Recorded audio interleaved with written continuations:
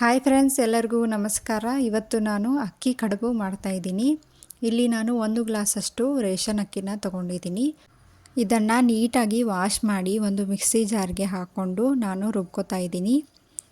ಪೂರ್ತಿ ನೀವು ಸಣ್ಣ ಮಾಡ್ಕೊಳ್ಳೋಕೆ ಹೋಗಬೇಡಿ. ಈ ರೀತಿ ನೋಡಿ ತರಿಯಾಗಿ ರುಬ್ಕೋಬೇಕು. ನೀರದು ಏನೂ ಹಾಕೋಕ್ಕೆ ಹೋಗಬೇಡಿ. ಈಗ ನಾನು ಒಗ್ಗರಣೆನ ಹಾಕ್ತಾಯಿದ್ದೀನಿ. ಬಿಸಿ ಎಣ್ಣೆಗೆ ಜೀರಿಗೆ, ಸಾಸಿವೆ, ಸ್ವಲ್ಪ ಕಡಲೆಬೇಳೆ ಮತ್ತು ಹಸಿಮೆಣಸಿನಕಾಯಿ, ಹಾಗೆ ಕರಿಬೇವು, ರುಚಿಗೆ ತಕ್ಕಷ್ಟು ಉಪ್ಪು ಮತ್ತು ಸ್ವಲ್ಪ ಕೊತ್ತಂಬರಿಯನ್ನು ಹಾಕಿ ಈ ರೀತಿ ಫ್ರೈ ಮಾಡಿಕೊಂಡು, ಇಲ್ಲಿ ನಾನು 1 ಗ್ಲಾಸಷ್ಟು ಅಕ್ಕಿ ತೊಗೊಂಡಿರೋದ್ರಿಂದ ಇದಕ್ಕೆ 3 ಗ್ಲಾಸಷ್ಟು ನೀರನ್ನು ಹಾಕ್ತಾಯಿದ್ದೀನಿ.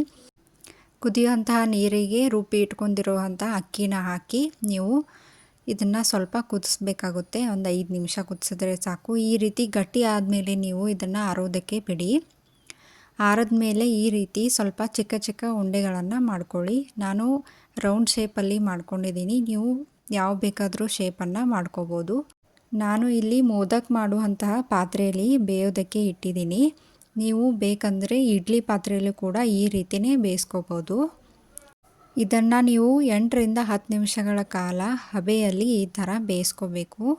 ಹಾಗೆ ಈ ವಿಡಿಯೋ ನಿಮಗೆ ಇಷ್ಟ ಆಗಿದ್ದರೆ ಲೈಕ್ ಮಾಡಿ, ಶೇರ್ ಕೂಡ ಮಾಡಿ, ಸಬ್ಸ್ಕ್ರೈಬ್ ಮಾಡೋದನ್ನು ಮರಿಬೇಡಿ. ನೋಡಿ, ಈಗ ಇದು ರೆಡಿಯಾಗಿದೆ. Thank you for watching friends.